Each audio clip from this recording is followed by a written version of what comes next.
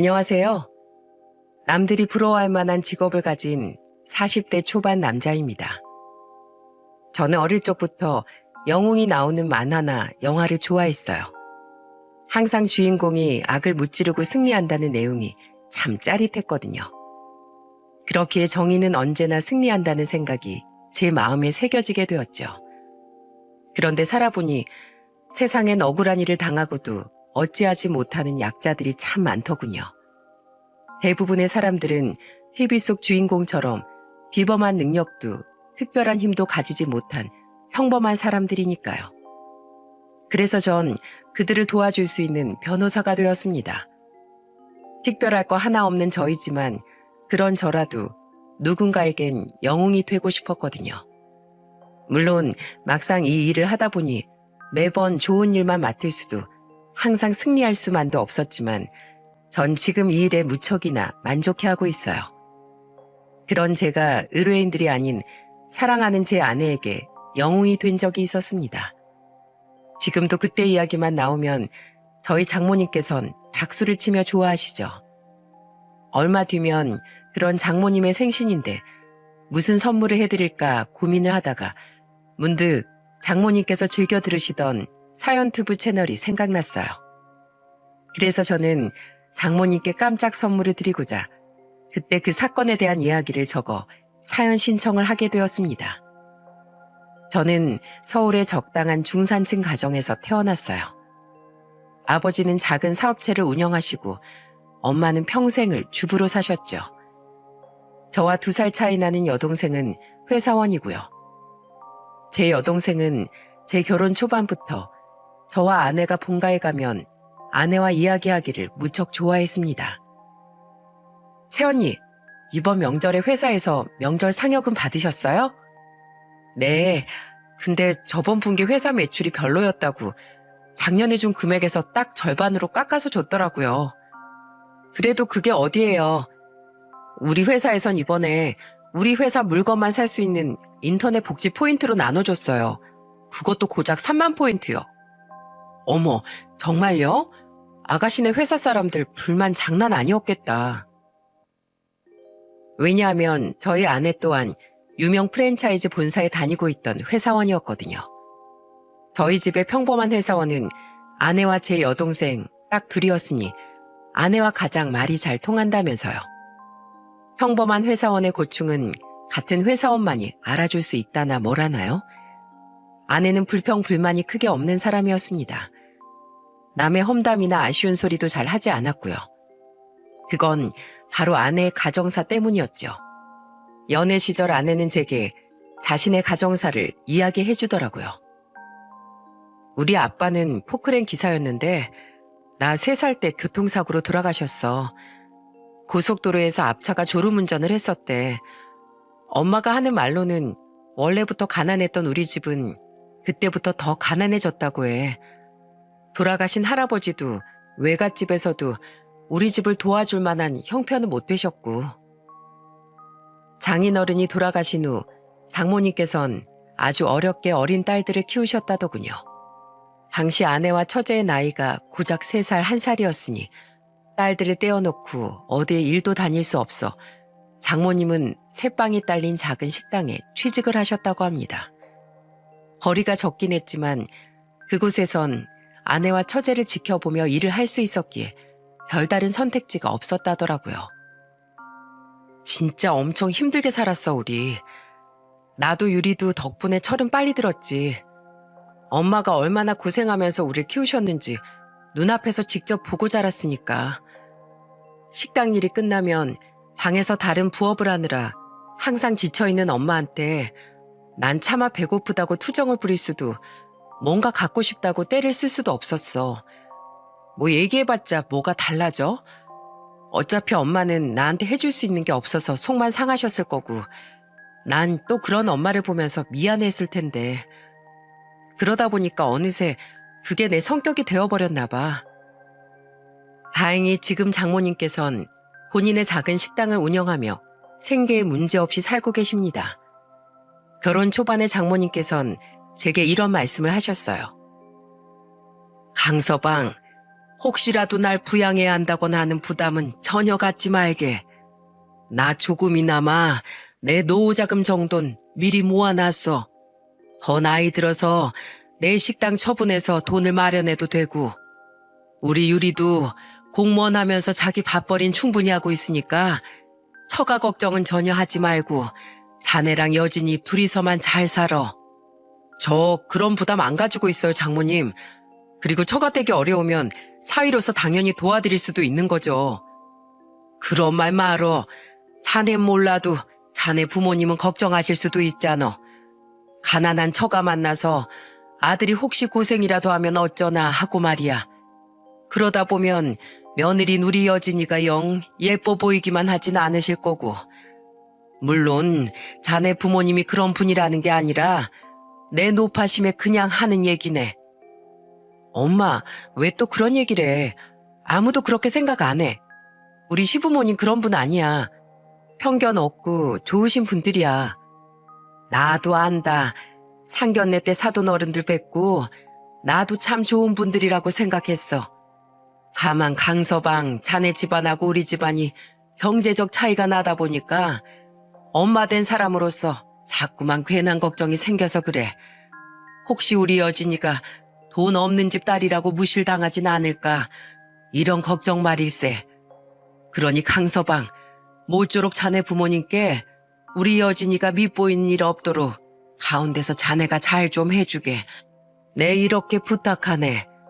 우리 여진이 정말 착하고 좋은 아이야. 모진 풍파를 겪으며 살아오셨어서 그런지 장모님께선 걱정이 참 많으셨습니다. 경제적으로 풍족하지 못한 자신이 다 큰 자식들에게까지 부담을 지워주고 피해를 끼칠까봐 늘 노심초사하셨죠. 그래서 더더욱 자신의 노후 대비를 철저하게 해놓기도 하셨고요. 그런 좋은 어머니 아래서 자라서 여진이 성품이 저리 훌륭한 게지. 이 엄만 여진이만한 며느리 또 없다고 생각한다. 뭐 네 아버지야 말할 것도 없고, 여진이만 집에 왔다 하면 아주 버선발로 마중을 나가잖니. 저희 부모님은 어려운 환경 속에서도 딸 자식 둘을 모두 훌륭하게 키워내신 장모님을 존경할 만한 분이라고 칭찬하셨습니다. 저에게도 항상 그런 장모님께 잘해야 한다고 당부하셨죠. 저 아내는 결혼한 지 3년 뒤 건강한 아들을 낳았어요. 제 나이 34살의 말입니다. 아내는 1년간의 육아휴직 후 회사에 다시 복귀를 했어요. 하지만 전 출산 이후 몸이 약해진 아내가 걱정이 되었죠. 여보, 당신 몸도 안 좋은데 회사 그만두고 당분간 집에서 쉬는 게 어때? 제 벌이가 그렇게 많은 건 아니었지만 그래도 아내와 아들을 먹여 살리기엔 충분했기에 저는 아내가 일을 쉬기를 원했습니다. 하지만 아내는 단호히 고개를 젓더군요. 괜찮아. 경력 단절되면 나중에 우리 회사만큼 좋은 직장 구하기 힘들어질 거야. 물론 당신 벌이로도 우리 세 식구 먹고 살 순 있지만 사람 일이라는 게 나중에 언제 어떻게 될지 모르는 거잖아. 우리 아빠 봐. 아직 어린 우리를 두고 그렇게 허망하게 가실지 누가 상상이나 했겠어. 최대한 벌 수 있을 때 많이 벌어두고 직장에도 꼭 붙어 있을 거야. 우리 주호를 위해서라도. 어린 시절 아버지가 돌아가신 후 끔찍한 가난을 겪었던 아내는 항상 자식인 아들을 위해서 미래를 대비하고 싶어 했습니다. 아내가 어떻게 살아왔는지 잘 알고 있던 저였기에 저는 결국 아내의 복직을 막을 수가 없었죠. 그렇게 우리는 맞벌이를 시작했어요. 아들은 어린이집에 다니게 되었고요. 아들은 아픈 데 없이 쑥쑥 잘 자랐습니다. 이후 무탈한 시간이 흘러 어느덧 저희 아들이 7살이 된 해였어요. 저는 야근을 하고 들어온 아내에게 좀 늦은 저녁밥을 차리고 있었죠. 당신 요새 회사에서 무슨 일 있어? 요새 유독 한숨이 잦네? 아들이 7살이 된 지 얼마 안 됐던 어느 날부터 아내는 유독 한숨을 많이 쉬더군요. 원래는 회사에서 퇴근하고도 밝은 모습을 잃지 않던 아내였는데 말입니다. 어린 아들 앞에서 어두운 모습을 자주 보이면 안 된다면서요. 내가 그랬어? 아, 몰랐네. 미안. 그냥 요새 회사 일이 좀 힘드네.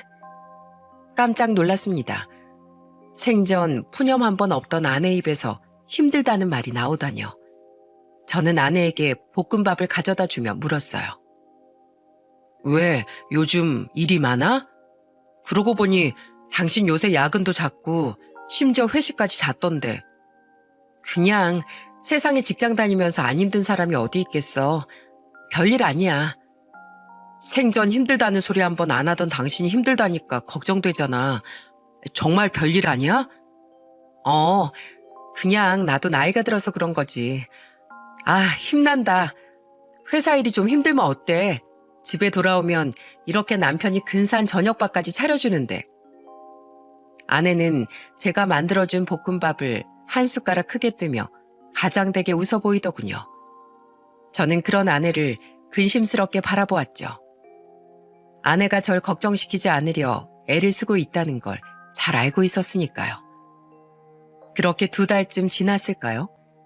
집에 돌아온 저는 아내의 얼굴을 보고 그만 깜짝 놀라고 말았습니다. 당신 눈이 왜 그래? 아내의 눈이 심하게 퉁퉁 부어 있었거든요. 누가 봐도 엄청나게 운 사람처럼 말이죠. 별거 아니야. 신경 쓰지 마. 어떻게 신경을 안 써? 나 좀 제대로 보고 말해봐.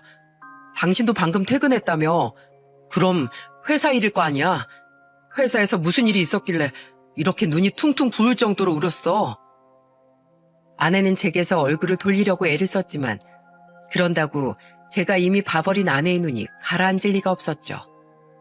혹시 아들이 들을까봐 아내를 데리고 방에 들어온 저는 아내를 침대에 앉히고 조용히 퇴근했습니다. 결국 아내는 그런 제게 그날 있었던 일을 털어놓더라고요. 그게 실은 우리 회사 여자 상사 한 명 때문에 그래. 몇 달 전에 이사 백으로 들어온 팀장인데 다른 프랜차이즈 본사에 있던 사람이래. 오자마자 사람들 편가르기 하고 아래 직원들한테 하대에 대서 내가 별로 안 좋아했거든.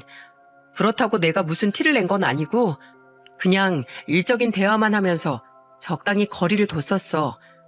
팀장이 워낙 술을 좋아해서 팀장이 온 뒤로는 회식이 엄청 많아졌거든. 근데 당신도 알다시피 난 몸에서 술이 잘 안 받는 사람이잖아. 그것부터 내가 영 꼴 보기 싫었나 봐.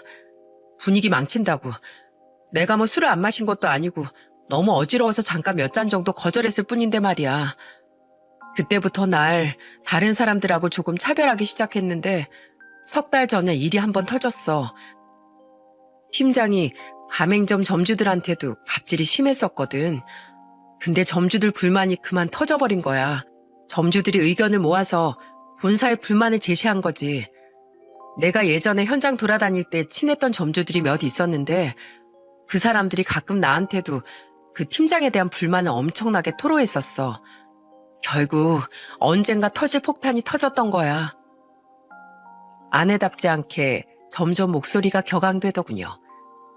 저는 아내를 진정시키려 물을 한 잔 떠다 주었습니다. 아내는 물로 목을 축이더니 조금 진정된 목소리로 다시금 이야기를 이어갔죠.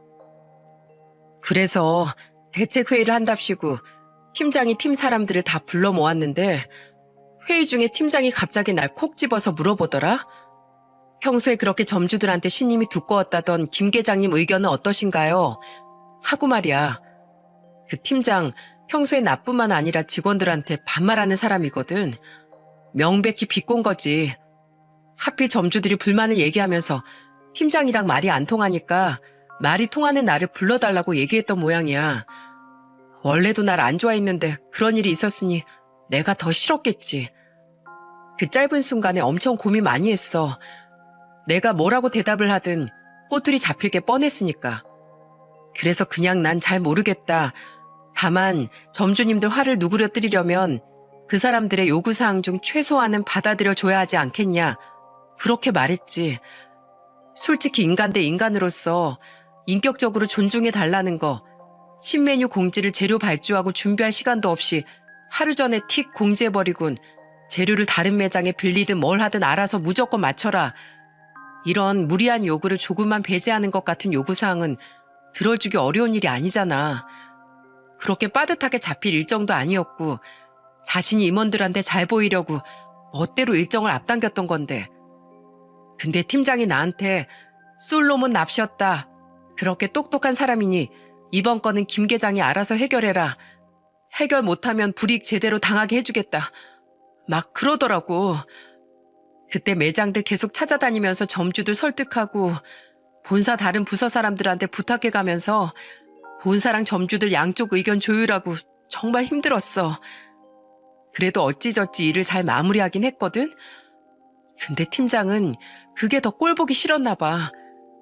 그 뒤론 일 잘하는 사람이 더 일을 많이 해야지 이러면서 나한테 별 잡다한 일들까지 다 몰아주더니 보고서나 결제서류 올리면 내 것만 계속 누락시키고 또 반려시키는 통에 매번 퇴근도 늦게 하고 했던 일 다시 하고 정말 미치는 줄 알았어. 그동안 정말로 고생이 많았던 모양인지 이야기를 하던 아내는 결국 눈물을 글썽였습니다. 아내의 말을 들은 저는 너무 가슴이 아파 아내의 눈물을 조심스럽게 닦아주었죠. 그래도 나 불평 한마디 안 하고 시키는 일 열심히 다 했어. 누가 이기나 보자 하는 마음으로. 근데 오늘 나 진급 미끄러졌어. 거기까진 괜찮아. 근데 팀장이 일부러 나 들으라는 듯 엄청 큰 목소리로 뭘 하는지 알아? 요령 없고 멍청한 애들이 맨날 쓸데없이 야근하는 거래. 그 본보기가 딱 나라는 거 있지? 혼자 열심히 일하는 척은 다 하더니 진급도 못하고 축 처져 있는 모습이 아주 꼴사납다면서 일은 나처럼 요란 떨며 사는 게 아니라 잘해야 하는 거라고 깔깔대더라. 정작 윗선에 내 평가를 최악으로 올려놓은 사람이 바로 팀장 자신이었으면서 말이야. 아내는 너무 수치스럽고 분한 나머지 눈물이 멈추지 않았다고 하더군요. 그동안 참았던 것들이 뻥 터져버렸다면서요. 아내는 눈물을 뚝뚝 흘렸고 저는 그런 아내를 안고 달래주었습니다. 너무 화가 났어요. 감히 제 소중한 아내를 울게 만들었다는 그 팀장이란 사람한테 말이죠. 저는 당장 회사에 쫓아가겠다며 일을 갈았지만 아내는 저를 한사코 말리더라고요. 가긴 어딜 가. 내 직장이야. 내가 알아서 해. 그래봤자 그 사람이나 내가 회사를 그만둘 것도 아닌데 아쉬운 내가 참아야지. 그냥 그 회사 그만둬. 당신이 뭐가 아쉬워서 그런 모욕을 참아가면서까지 그런 인간 밑에서 일을 해야 돼. 아내는 제 말에 입을 꾹 다물더군요. 순간 저는 아차 싶어 아내의 눈치를 봤습니다. 제게 변호사라는 제 직업이 소중한 만큼 아내에게도 자신의 직장이 중요했을 텐데 제가 너무 쉽게 말을 했나 싶었죠. 아니나 다를까 아내는 속상한 표정으로 제게 이러더군요. 내가 10년 넘게 몸 바쳐서 일해온 회사야. 그렇게 쉽게 말하지 마. 미안해. 난 그냥 당신이 걱정돼서 그랬어. 당신 마음은 충분히 이해해. 그리고 화를 낼 만큼 나 걱정해줘서 고마워. 근데 여보, 나 괜찮아. 잘 버텨낼 수 있어. 다른 사람들은 비록 팀장 앞에서 대놓고 못해도 뒤에서 나 많이 챙겨주고 위로해주고 그래. 그리고 그런 말도 있잖아. 버티는 놈이 이기는 거라고. 그러니까 당신은 그냥 나 믿고 응원만 해줘. 어? 아내는 제 손을 잡고 애써 웃어 보이더라고요. 저는 하는 수 없이 아내에게 알았노라 고개를 끄덕였죠. 대신 무슨 일 있으면 나한테 꼭 말해야 돼? 정말 질러버리고 싶을 땐 나 믿고 그 여자한테 그냥 확 질러버려.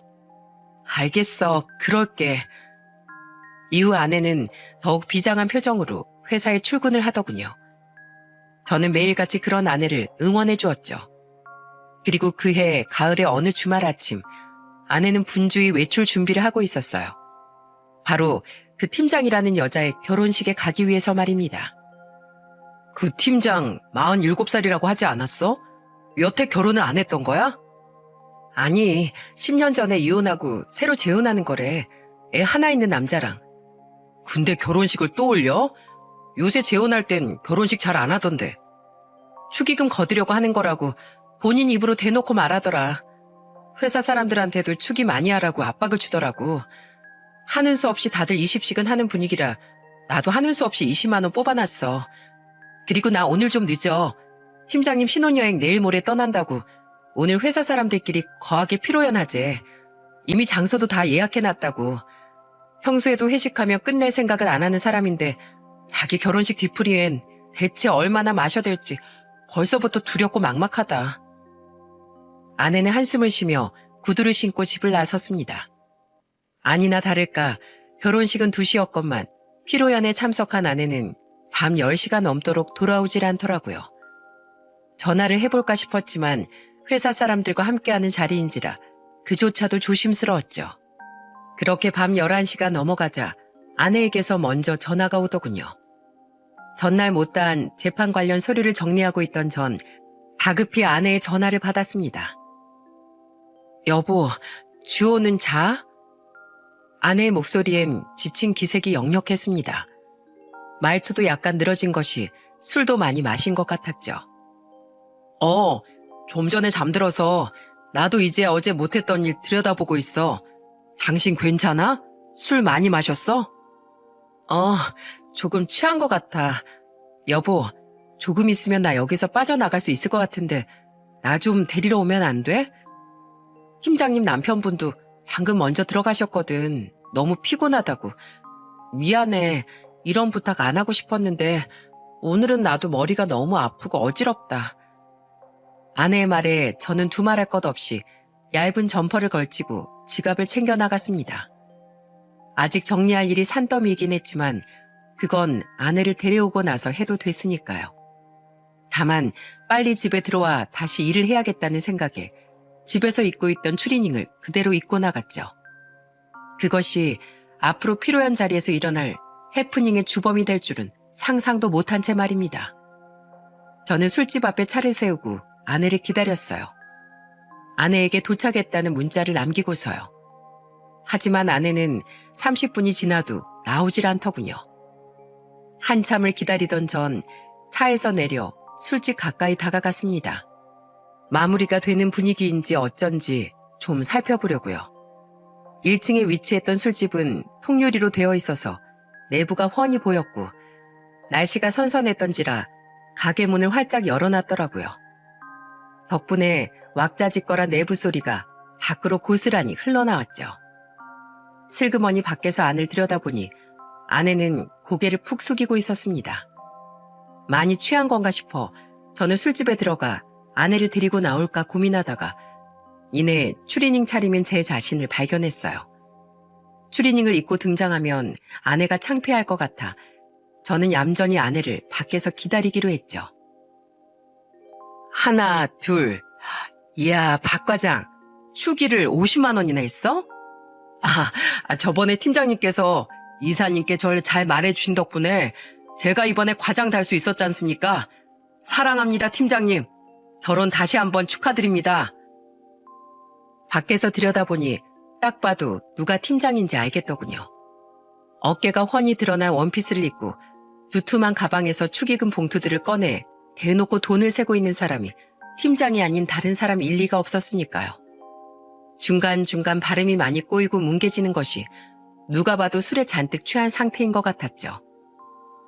보자, 한주임 30, 통과. 정대리 20, 남사원 20. 뭐야, 왜 이렇게 20만 원 낸 사람들이 많아? 최대리 35. 에이, 최대리. 서운하게 5가 뭐야, 5가. 그래도 X에서 정성이 느껴지니까 통과. 사람들이 낸 축의금 금액을 보니 회사 사람들에게 축의금을 많이 내라고 얼마나 닥달했을지 눈에 훤히 다 보이더군요. 솔직히 회사 사람 결혼식에 축의를 해봤자 10만 원이면 충분하지 않나요? 친해봐야 20 아닙니까?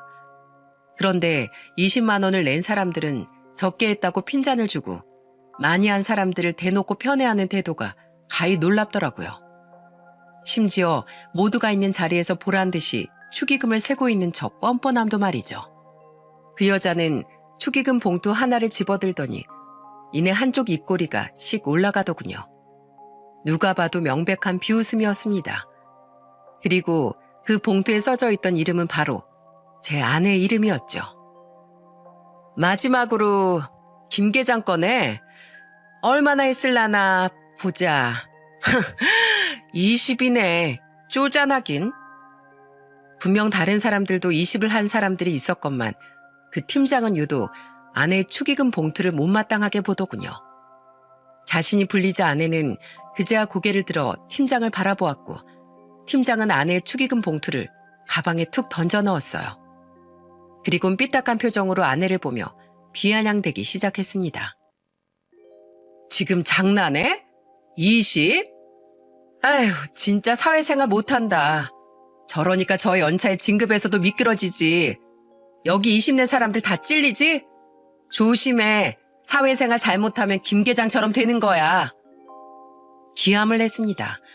지금 저 미친 여자가 뭐라는 겁니까?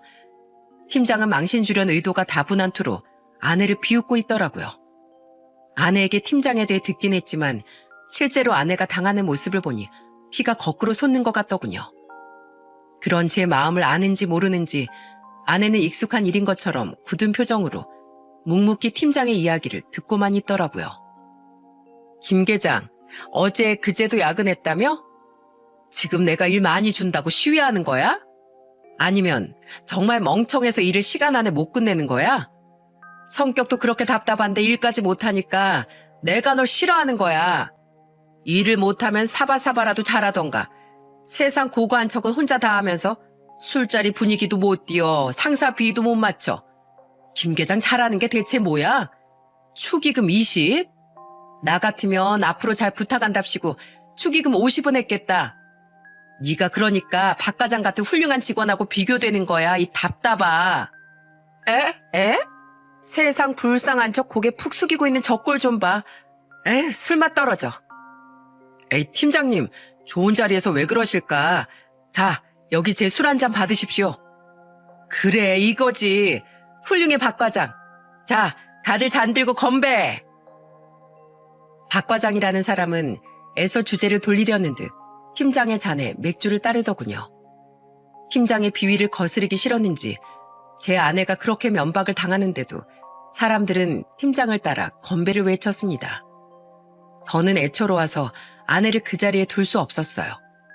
저는 추리닝이고 뭐고 술집으로 성큼성큼 들어가 아내에게 향했죠.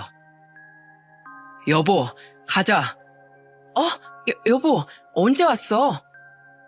저는 마지막 남은 이성으로 저를 보고 당황한 아내의 회사 사람들에게 고개를 끄덕이며 가벼운 인사를 했습니다. 마음 같아선 저 팀장이란 여자에게 욕짓거리를 해주고 싶었지만 그럼 분명 아내가 회사에서 곤란해질 테니까요. 저는 그 팀장에겐 눈길도 주지 않은 채 아내를 데리고 자리를 빨리 빠져나가려고 했어요. 그런데 술에 잔뜩 취한 그 여자는 저를 보고 손가락질을 하며 이러더군요. 뭐야? 김 계장 남편이야? 안녕하세요. 저 김 계장 상사 김설이 팀장이에요. 그 여자는 제게 인사를 건네며 제 차림새를 위아래로 훑어보더군요. 저는 하는 수 없이 그 여자를 마주보았고 화를 애써 내리누르며 물었죠.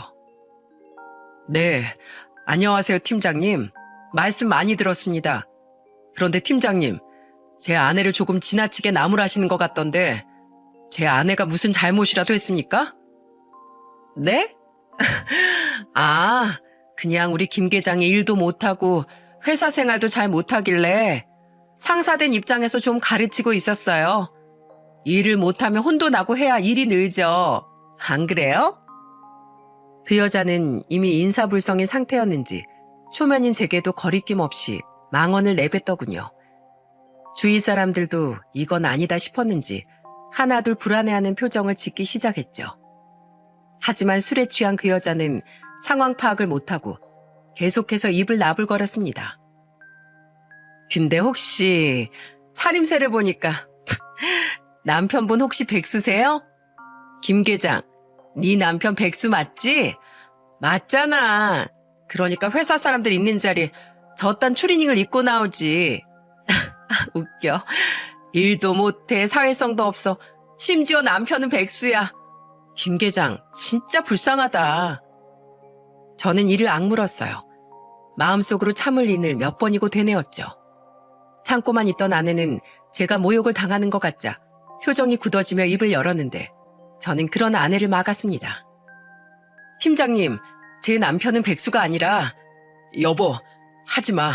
술 취한 사람이랑 말 섞는 거 아니야. 얼른 집에 가자. 당신도 많이 취했어. 저 아내와 먼저 가보겠습니다. 저는 아내를 데리고 얼른 그 자리를 벗어나려고 했습니다. 그 여자와 더 얼굴을 마주보고 있기 싫었거든요. 하지만 그 여자는 결국 제 인내심의 한계치를 넘겨버리고 말더군요. 야, 김여진, 어디가? 아직 술자리 안 끝났어. 감히 상사 피로연 자리에서 먼저 엉덩이를 떼? 죽고 싶어? 아무리 인사불성인 상태라지만 더는 못 참겠더라고요. 내 아내를 평소에 얼마나 깔봤으면 저딴 말을 짓거린단 말입니까? 전 결국 참지 못하고 그 여자에게 화를 내버렸어요. 듣자 하니까 사람을 허수아비로 하나? 남편도 있는 자리에서 지금 제 아내한테 무슨 말을 하는 거예요? 죽고 싶냐니 도가 심하게 지나친 거 아닙니까? 어디서 말을 함부로 해요? 말 똑바로 하세요. 아무리 상사라도 그렇지 부하 직원한테 이렇게 상스럽게 굴어도 되는 거예요? 그쪽이 뭔데요? 왜? 아내 앞에서 무시당해서 쪽팔려요? 남편이 저 모양이니 아내도 밖에서 저런 취급을 받고 다니지. 진짜 유유상종이다. 끼리끼리 논다 아주. 분위기가 험악해지자 다른 직원들이 눈치를 보며 팀장을 소극적으로 말리더군요. 하지만 그 여자는 정신을 차리지 못하고 계속해서 비아냥댔죠. 백수 주제에 꼴에 자존심은 있어가지고 꼭 없는 것들이 자존심이란 자존심은 다 부려대지? 그래요? 제가 백수라고 누가 그럽니까? 저는 그 여자에게 지갑에서 제 변호사 명함을 꺼내 건네주었습니다. 혹시 몰라 주머니에 챙겨온 지갑인데 가져오길 잘했다 싶었죠. 분명 제가 말로 제 직업을 밝혔으면 술에 취한 저 여자는 제 말을 믿지 않았을 테니까요. 자, 제 명함입니다. 백수가 명함은 무슨 명함? 이게 뭔데? 강승민 변호사? 변호사세요? 명함을 몇 번이나 들여다본 팀장은 그제야 깜짝 놀란 표정으로 눈을 휘둥그레 뜨고 제게 묻더군요. 저는 팀장을 한심한 표정으로 내려다보며 대답했죠. 예, 그렇게 됐습니다. 제가 진짜 꼴 같지도 않아서 그냥 무시하고 넘기려고 했는데 내가 이거 왜 보여준 줄 알아요?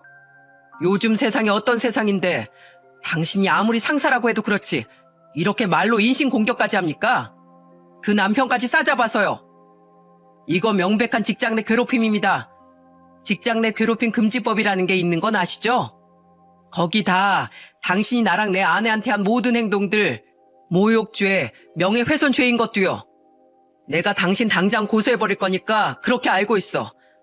그리고 이 문제에 대해서 당신네 회사 찾아가서 정식으로 내가 문제 제기할 거니까 당신 딱 기다려.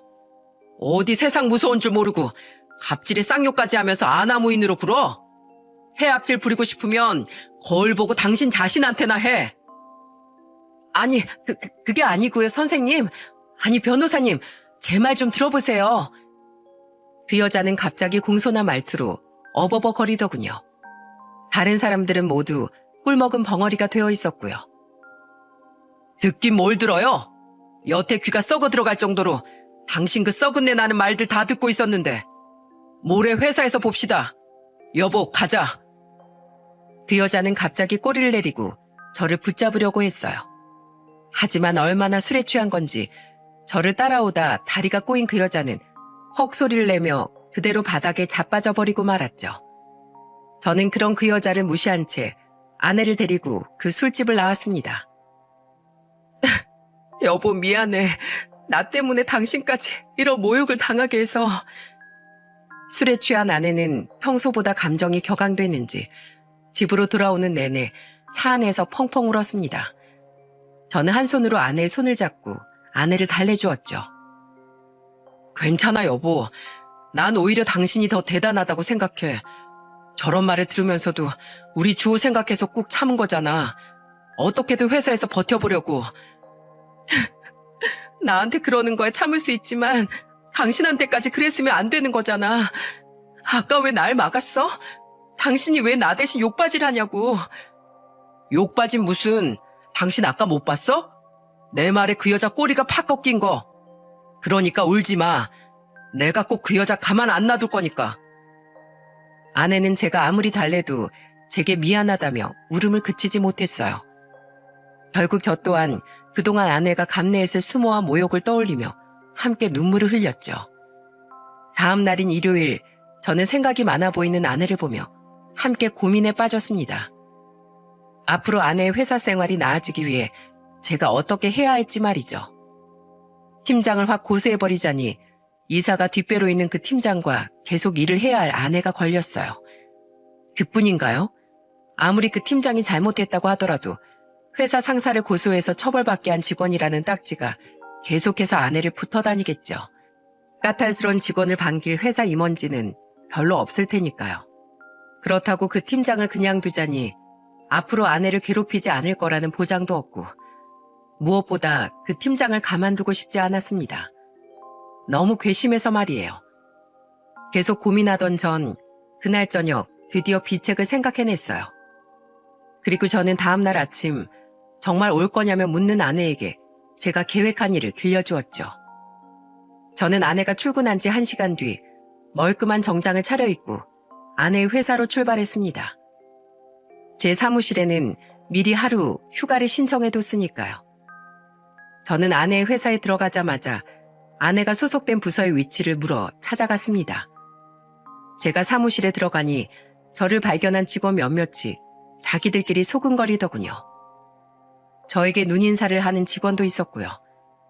아마 그들도 제가 오늘 진짜로 오는지 안 오는지 궁금했던 거겠죠. 아내는 긴장된 표정으로 절 바라보고 있었고요. 그리고 그때 사무실 안쪽에서 누군가 제 이름을 부르며 호들갑스럽게 달려오더군요. 승민 씨! 그 사람은 바로 그 팀장이었어요. 아침부터 똥줄 타는 마음으로 절 기다렸을 그 여자는 사색이 된 표정으로 제게 달려와 애원을 하더라고요. 아침부터 김 계장한테 승민 씨 진짜 오냐고 물어봤는데 모르겠다기에 더 애탔잖아요. 승민 씨, 그날 일은 제가 너무 죄송했어요. 아휴, 이놈의 술이 문제예요, 술이.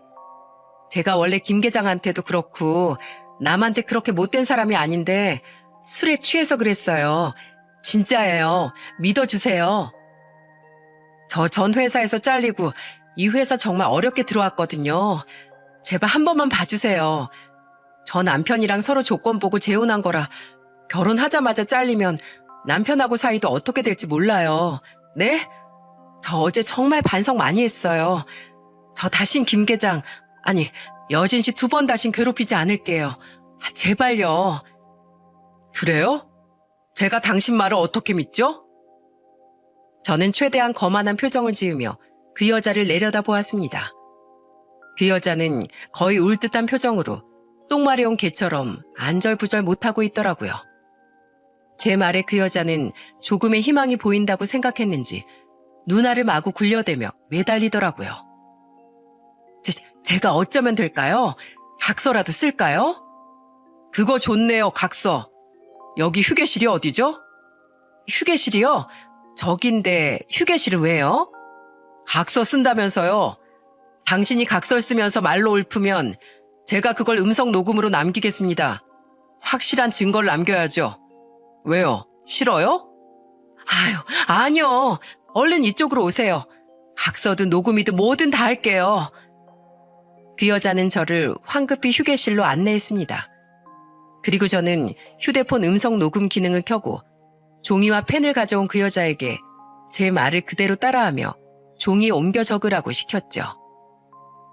첫 번째, 본인 김설이는 오늘부터 김여진뿐만 아니라 모든 회사 직원 및 점주들에게 언어 폭력을 행사하지 않겠습니다.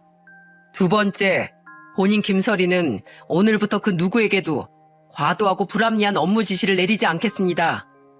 세 번째, 본인 김설이는 이 일을 계기로 김여진에게 절대 불이익을 행사하지 않겠습니다. 또한 앞으로 모든 직원들에게 직급 및 직책을 남용하지 않겠습니다. 네 번째, 본인 김설이는 이 각서 작성을 마치는 즉시 모든 직원들이 보는 앞에서 김여진에게 그동안의 만행을 정중히 사과하겠습니다. 위 사항들을 어길 시 본인 김설이는 그동안 김여진에게 행했던 모든 불합리한 일에 대한 법적 처벌을 받을 것을 약속하고 동의합니다. 녹음을 마친 전 그 여자가 작성한 종이를 만족스럽게 읽어내려갔어요. 그 여자는 제 눈치를 살피며 말했죠. 됐죠? 네, 이건 제가 가지고 있겠습니다. 앞으로 행동 똑바로 하세요. 사람 직급, 또 사람 직업만 보고 함부로 판단하고 행동하지 마시고요. 당신한테 사람 함부로 대할 자격 같은 건 없으니까요. 네, 그럼요. 그럴게요. 그럼 승민 씨, 저 이제 가도 되죠? 저랑 같이 가시죠. 당신이 제 아내한테 사과하는 모습까지 꼭 제 눈으로 직접 봐야겠으니까요. 이후 그 여자는 각서대로 사무실 직원 모두가 보는 앞에서 제 아내에게 허리 숙여 사과를 해야 했습니다. 미안해, 김 계장. 그동안 내가 정말 잘못했어. 다신 그런 행동하지 않을게. 부디 한 번만 날 용서해줘. 다른 직원들은 입을 떡 벌리고는 모두 그 모습을 지켜보더군요. 그리고 사과를 받은 아내는 무덤덤한 표정으로 그 팀장에게 한마디를 던졌어요. 제 남편한테도 다시 한번 사과해 주세요, 팀장님. 그러면 저도 여태 있었던 일 없었던 셈 치고 넘길게요. 팀장은 저와 주위 직원들을 쓱 둘러보더니 울상을 짓더라고요. 그리고 팀장은 하는 수 없이 제게도 다시 한번 고개를 숙이며 사과를 할 수밖에 없었죠. 아내분과 승민 씨 두 분을 모두 모욕해서 죄송합니다. 승민 씨, 앞으로 두 번 다시 이런 일 없을 겁니다. 네, 앞으로 모쪼록 제 아내 잘 부탁드립니다. 그리고 다른 직원들과도 좋은 회사 생활 하셨으면 좋겠네요. 제가 제 직업을 이런 일에 이용하고 싶지는 않지만 앞으로 또다시 그쪽 때문에 제 아내 눈에 눈물 나는 일이 생긴다면 그땐 제 모든 걸 걸고 당신을 탈탈 털어버릴 겁니다. 부디 우리 또 보지 말자고요. 이 각서와 음성 녹음은 제가 제 사무실에 들어가서 파일로 정리해두겠습니다. 당신이 각서 내용을 어길 시 엮어야 할 당신 죄목이랑 증거들을 작성하고 정리해서 함께 말이죠.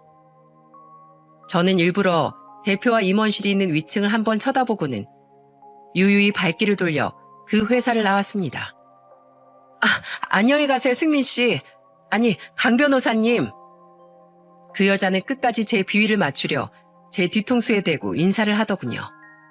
저는 그 길로 제 사무실에 가는 척했지만 사실 1시간 동안 기다렸다가 아내를 만나서 점심을 사 먹었어요. 여보, 정말 고마워. 당신 나가고 나서 팀장이 나한테 커피를 사다 주더라. 다른 직원들은 팀장 몰래 나한테 메신저로 너무 속 시원했다고, 그동안 고생 많았다고 다 말해주더라고. 그리고 미안해.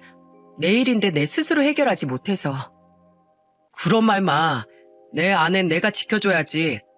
근데 나 사실 아무렇지도 않은 척하느라 힘들었어. 나 잘했지? 당신 정말 무섭더라. 재판에서 판검사들 기 좀 많이 죽였겠어. 멋지다, 내 남편.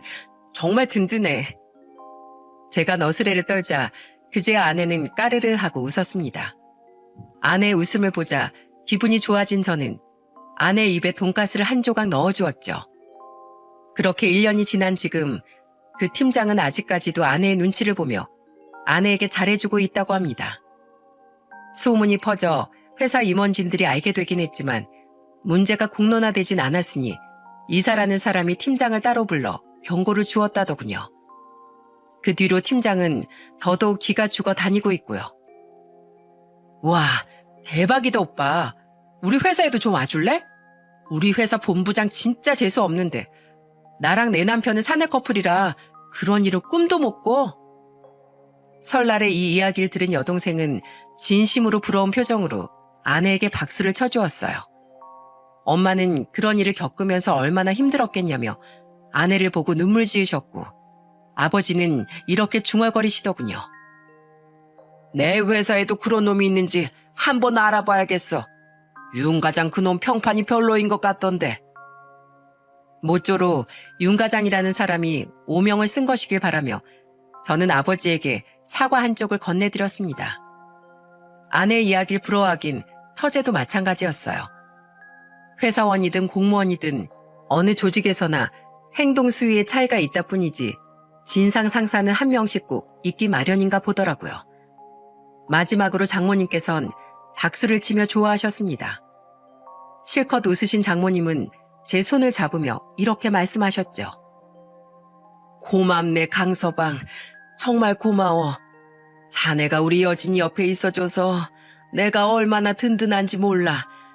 나도 그렇지만 우리 애들 가난하고 힘이 없어서 못된 사람들한테 무시도 많이 받고 조롱도 많이 당했었네.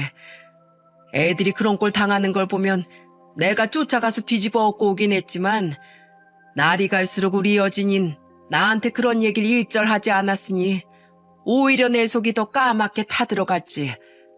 지 혼자서 상처받고 아파할 게 뻔하니까 말이야. 그런데 자네가 한 일을 들으니까 그동안의 묵은 채증이 아주 쑥 내려가는 것 같네. 정말 고마워. 앞으로도 우리 여진이 지금처럼만 잘 지켜주게. 우리 사위 아주 따봉이야, 따봉. 8살이 된 제 아들은 뭔지도 모르고 옆에서 같이 엄마 따봉이라고 외치더군요. 아내는 그런 장모님과 아들을 보며 보름달처럼 밝게 웃어 보였죠. 여러분, 사실 저는 그렇게 잘 나가는 변호사가 아닙니다. 어려운 사람들에게 무료 상담 봉사도 하고 노동 쪽 일을 주로 맡아서 하는 터라 벌이가 많은 분들이 예상하는 변호사 벌이만큼 막 많지도 않고요. 어려운 사람들에겐 수임료를 적게 받고 일을 하는 경우도 있습니다. 그리고 실제로 저보다도 더 어렵고 못 버는 변호사 동료분들도 많이 계시고요.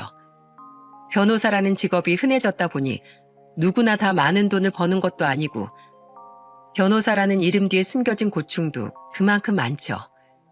세상의 모든 변호사들이 정의의 편 혹은 약자 편에 서서 싸우진 않습니다. 하지만 다수의 변호사들이 세상을 옳은 방향으로 이끌어가기 위해 최선을 다하고 있음 또한 분명한 사실이죠. 그러니 여러분, 지금도 어디선가 정의를 위해 애쓰고 있을 변호사들의 노고에 박수 한번, 응원 한 번씩만 해주시길 부탁드리겠습니다. 저 또한 그들의 곁에서 더 좋은 변호사가 되기 위해 노력해 나갈게요. 그렇게 우리 모두 세상을 좋은 길로 한 걸음 더 이끌어 나가자고요. 동료 변호사분들, 오늘도 힘내시고 항상 화이팅입니다. 정의는 항상 승리하는 법이니까요. 그럼 많은 분들께서 특히 저희 장모님께서 이 사연을 즐겁게 들으셨길 바라며 이만 글을 마치겠습니다. 감사합니다.